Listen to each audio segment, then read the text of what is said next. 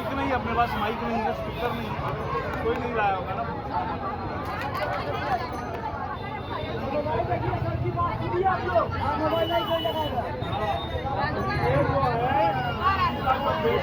अश्लील गायक है और ये अश्लीलता के खिलाफ हम लोग मुहिम ले रहे हैं कि अश्लील गाना नहीं चलेगा, डीजे राजा का गाना नहीं चलेगा।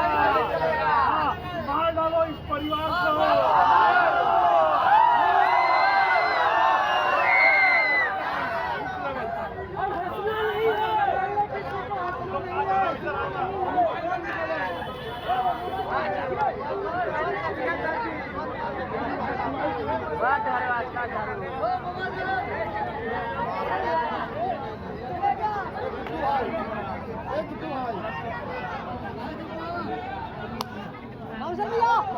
जगह दीजिए कैमरा।